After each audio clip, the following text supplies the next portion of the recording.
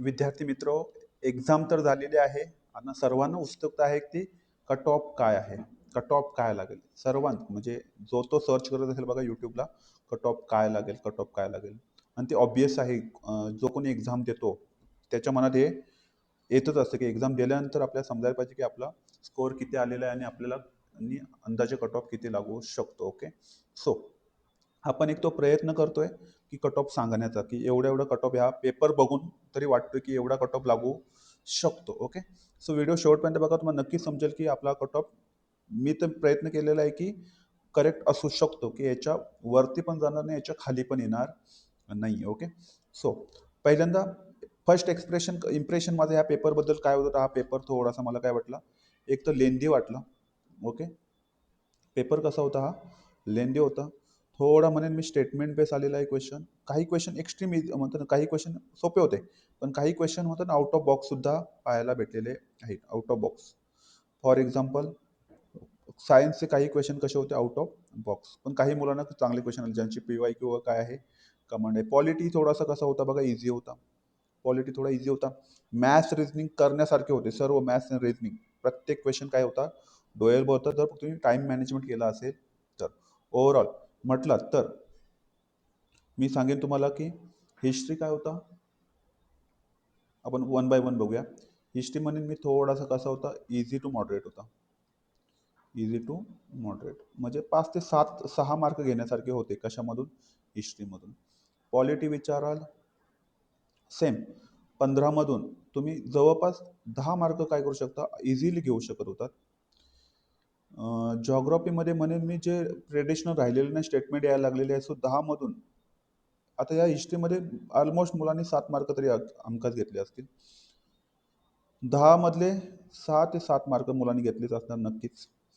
इकॉनॉमीमध्ये सोपा होता इको थोडासा, आणि काही करंट ओरिएंटेड होता.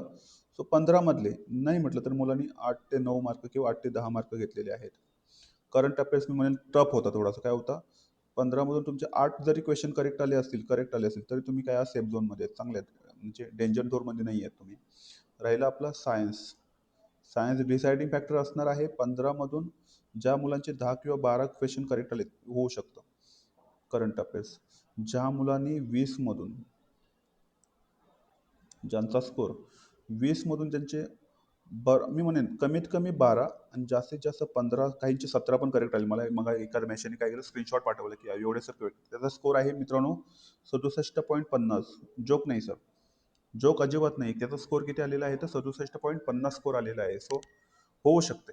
ओके, सो अशा पद्धतीने क्वेश्चनचे आन्सर घेता येत होते. सो पहिला पेपर कसा होता, मी म्हणेन हा पेपर कसा होता, मीडियम स्वरूप होता आणि जसा पाहिजे होता तसाच पेपर होता. ओके, आणि ते ज्या मुलांनी 2, 3, 4 वर्ष अभ्यास केले अशा मुलांसाठी हा पेपर काय होता, इझी होता. ज्यांना मुलांना टाइम मॅनेजमेंट करता आलेला आहे आणि तेच मुलं काय करणार आहेत, प्रिलिम पास होणार आहे. सो मी म्हणेन जास्त सोपा पण नव्हता, जास्त कठीण पण नव्हता, जास्त ग्रुप बीचा होता. हा मध्यम स्वरूपाचा काय होता पेपर होता. तो डोएबल होता. सो कट ऑफ किती लागू शकतो, आपल्याला डायरेक्ट बोलू जास्त वेळ वाया न घालवता. सो ह्यावेळी जागा किती आहेत बघा आपण. टोटल जागा आहेत 938 जागा आहेत. उद्योग निरीक्षकासाठी 9 जागा आहेत. तांत्रिक सहाय्यकसाठी 4 जागा आहेत. कर सहाय्यकसाठी 73 जागा आहेत. आणि लिपिक टंकलेखसाठी काय आहेत, 852 जागा आहेत. जागा ॲड होतील का, तर एका पोस्टसाठी जागा ॲड होऊ शकतात. तर ती पोस्ट कोणती आहे,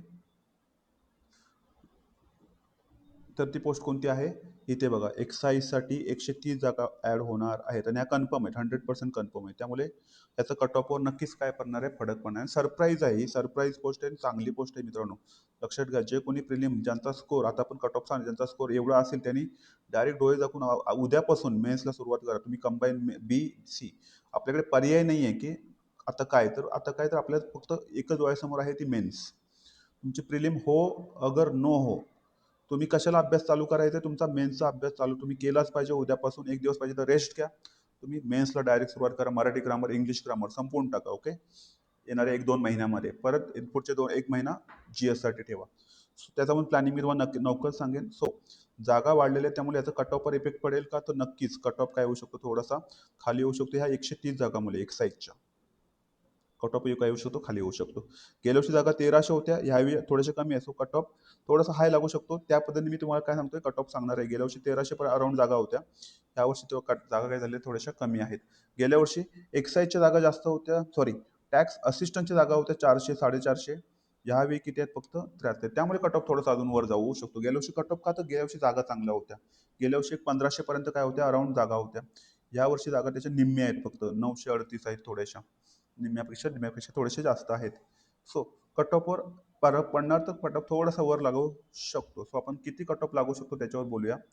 सो डायरेक्ट बोलूया आपण. सर मी हा एक कट ऑफ बनवलेला आहे, तो बघा. ओपनवाल्या मुलांनी तुमचा कट ऑफ 50 ते 52च्या रेंजमध्ये राहू शकतो जागांचा विचार केला तर, आणि मुलींचा 2 मार्कांनी कमी 48 ते 50च्या दरम्यान. OBC same. ओबीसी महिलांचा 48 ते 50. ईडब्ल्यूचा थोडासा 2 मार्कांनी अजून कमी लागू शकतो, 48 ते 50च्या दरम्यान लागू शकतो, आणि 46 ते 48 महिलांचा लागू शकतो. एससीबीसीचा 50 ते 52 आणि 48 ते सेम, म्हणजे ह्या लोकांचा सेमच लागतो कट ऑफ. आपण तुम्हाला हिस्ट्री माहिती असेल तर ह्या लोकांचा कट ऑफमध्ये काही बदल होत नाही. एससीचा थोडासा कमी लागू शकतो, 46 ते 48 दरम्यान, मुलींचा 44 ते 46 दरम्यान, आणि एसटीचा 44 ते 46 आणि 42 ते 44 दरम्यान. तर मी काय म्हणेन, ज्या मुलांचा स्कोर ज्या मुलांचा स्कोर आत्ता जो कोणत्याही कास्टमध्ये आहे, कोणत्याही याच्यामध्ये आहे, जर तुमचा स्कोर 45 प्लस असेल तर तुम्ही डोळे झाकून मेन्सचा अभ्यास करायला काय करा, सुरुवात करा. ओके, विचार करत बसू नका. हा ग्रुप सीचा बोलतोय, ग्रुप बीचा म्हणजे एवढी सुवर्ण संधी आहे ना आपल्याकडे. दोन्ही एक्झामसाठी आपल्याला एकदाच काय करायचं, मेन्सचा अभ्यास करायचा आहे, वेळ वाया जाणार नाही. ग्रुप बीचा अभ्यास तुमचा जर 50 प्लस असेल तरी तुम्ही मेन्सचा अभ्यास चालू ठेवा. आणि सिलेबस आपला सेम आहे. मी सिलेबसचा पण व्हिडिओ आता लवकर बनवेन, तुम्हाला सांगेन, डिकोड करून टाकवेन. ओके, डिकोड करून सांगणार आहे. सो लवकर तो व्हिडिओ पडेल. ग्रुप सी साठी 45 प्लस जागा मार्क असतील, तुम्ही मेन्सची तयारी हमखास करा. ग्रुप बी साठी तुमचा जर स्कोअर 50 पेक्षा जास्त असेल तर तुम्ही मेन्सचा अभ्यास केला पाहिजे. ओके, समजतो. हा एक सेफ स्कोअर सांगतोय मी. सेफ स्कोअर काय असू शकतो, ग्रुप सी साठी 45 प्लस, आणि ग्रुप बी साठी काय असू शकतो, 50 प्लस. ओके मित्रांनो, धन्यवाद. All the very best. मस्त रेस्ट करा, एन्जॉय करा, आणि 2 दिवसानंतर परत काय होतं, बॅक ऑन बाउन्स म्हणजे परत या, आणि त्याच जोशाने काय करा, अभ्यासाला सुरुवात करा. मित्रांनो, जय हिंद.